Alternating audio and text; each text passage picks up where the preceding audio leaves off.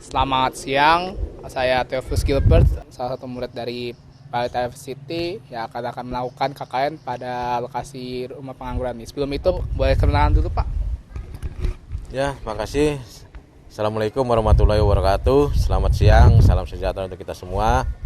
Perkenalkan, saya Bang Yaya Haryadi, tadi biasa dipanggil Bang Yaya.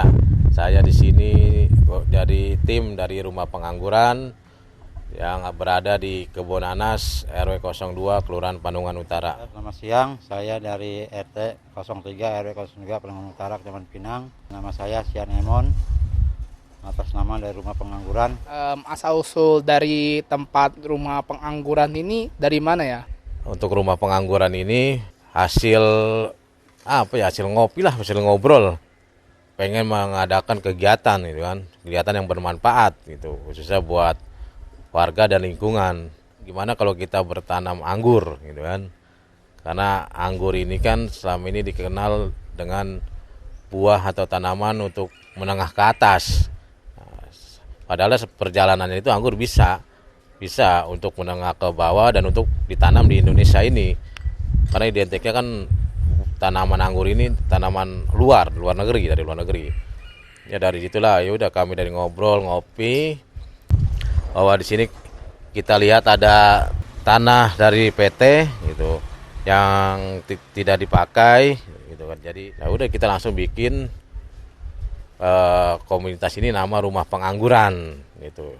Yang nantinya ke depannya kita akan membudayakan itu budidaya gitu kan, bibit anggur. Karena kita bekerja sama melalui lingkungan dan kelurahan. Jadi meminta izin kepada yang punya tanah ya PT Tangerang Matra bahwa kita akan menggunakan lahan tidur ini, kita akan manfaatkan gitu kan untuk kegiatan lingkungan yang sekaligus ya bisa bermanfaat buat lingkungan. Dan surat menyurat kita sudah difasilitasi sama dari Kelurahan Pandungan Utara. Boleh tahu asal-usul dari namanya dari mana ya? Kenapa pengangguran? Kan orang bisa salah kaprah kalau itu dikiranya tempat ini banyak orang yang nganggur. Rumah pengangguran, itu ada pengangguran itu, saya titik rumah pengangguran itu punya. Jadi semua jadi lorong rumah pengangguran, bukan ngumpul orang pengangguran. Jadi awalnya kita dari belakang kali sini belakang sini kumuh apa ya kayak tahu dah. Pokoknya udah kayak hutan dah. Niat dari komunitas di Kota Tangerang ini yaitu sama-sama ingin membudidayakan anggur. Makanya kita namakan di sini Rumah Pengangguran itu. Jadi anggur, jadi bukan pengangguran. Itu. Boleh saya sekarang nanya ke Pak RT, rumah pengangguran ini tujuannya buat apa ya Pak? Rumah pengangguran ini sebanyak buat kepentingan buat masyarakat, buat penghijauan juga. Jadi anggur-anggur ini saya tanamkan setiap warga, setiap gang-gang saya tanamin. Jadi semua jadi ini lorong rumah pengangguran. Tujuan didirikan rumah pengangguran ini yang pastinya untuk membudayakan tanaman anggur. Kita sini juga ada edukasi untuk tanaman anggur, bagaimana cara menanam anggur, dan anggur itu ada berapa varian atau berapa macam. Nanti akan kita kenalkan sama di sini. Nanti kita juga kalau rumah pengangguran ini udah selesai, ke depannya kita jadikan edukasi wisata. Kalau emang tempat ini akan jadi sebuah tempat edukasi wisata, apakah ini emang tempatnya wisata lingkungan yang untuk mengajarkan anak-anak kayak cara bercocok tanam, cara menjaga lingkungan gitu Pak? Ya seperti itu. Jadi kita bisa nanti mengajarkan mereka menanam, merawat pohon anggur ini. Jadi mulai pembibitan, penyetekan, dan nanti adanya pembuahan gitu kan. Suatu saat anggurnya ini sudah berbuah, apa yang akan terjadi kepada buahnya ini? Apakah bakal dijualkah atau bakal mungkin diberi pada masyarakat lokal atau gimana Pak?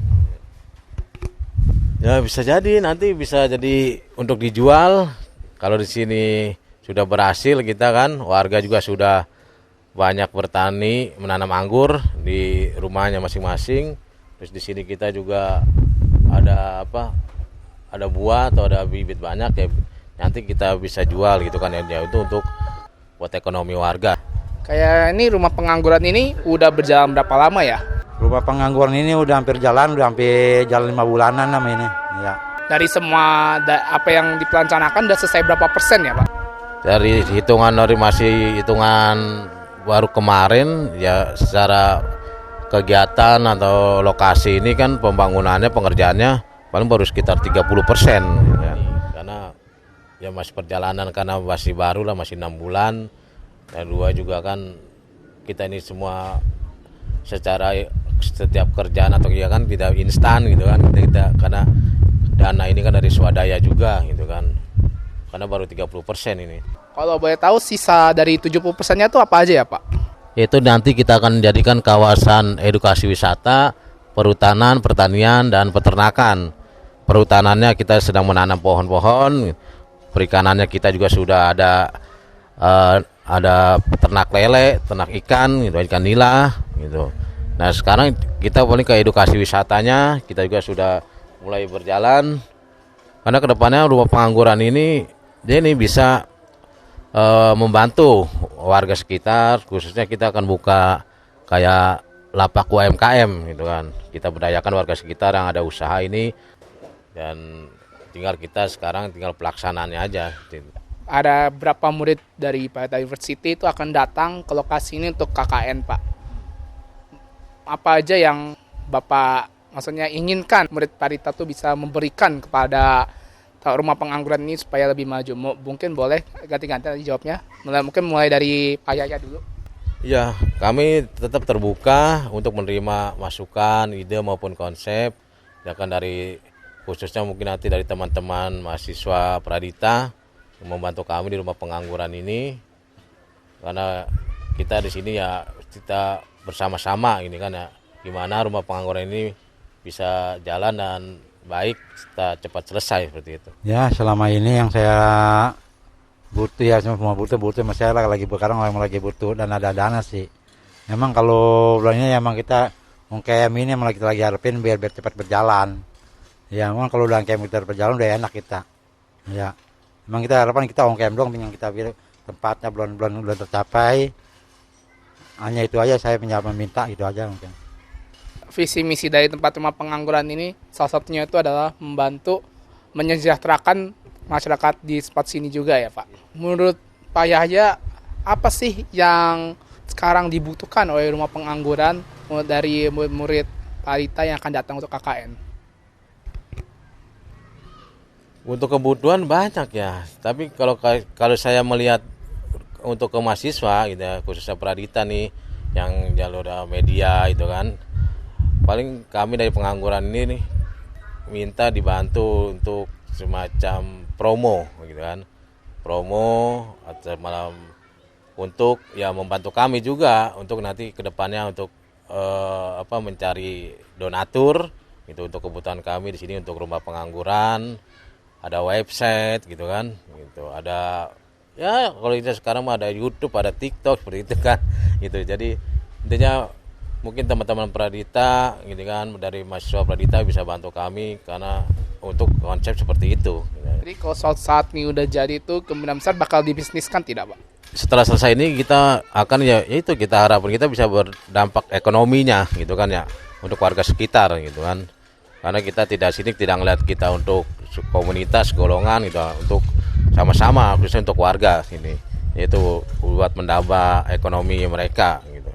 Karena kami yakin ke depannya kalau ini rumah pengangguran rapi sudah selesai dan orang bisa melihat tahu gitu kan, nanti bisa bermanfaat khususnya para penduduk ini di sekitar rumah pengangguran.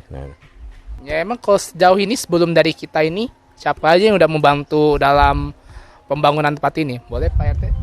Ya, baru yang ada ini baru dua tempat dari Semarga sampai Teplian tuh baru bantu. Ya. Yang lain kita lagi udah pada ngajuin, belum pada turun. Ya, mungkin ya karena ekonomi lagi begini kali dia. Yang bantu kita di rumah pengangguran ada donatur luar, kita juga alhamdulillah ini udah ada donatur luar yang sudah bantu kita, dan selebihnya ya kita dari swadaya kita aja, dari teman-teman di rumah pengangguran gitu. Karena kita sekarang ini kan kalau mencari dana, kalau kita belum gerak, belum ada bukti, susah juga untuk donatur luar untuk melihatnya. Berarti perjalanannya ya kita harus mulai dulu kan, yaitu dari bantuan ya dari kita dari komunitas ini, dari rumah pengangguran di Kebun Nanas ini. Berarti bisa dibilang kalau tempat ini tempat wisata ini merupakan tempat wisata yang didorong juga oleh pengembangan dari masyarakat lokalnya, Pak. Karena untuk warga gitu kan, untuk sama-sama yuk adanya rumah pengangguran ini kita ramaikan, kita memajukan gitu kan, bersama dengan kami dari tim di rumah pengangguran. Kalau emang sudah berkembang dan masyarakatnya sudah turut bantu, apa saja sih yang masyarakat bisa lakukan di sini?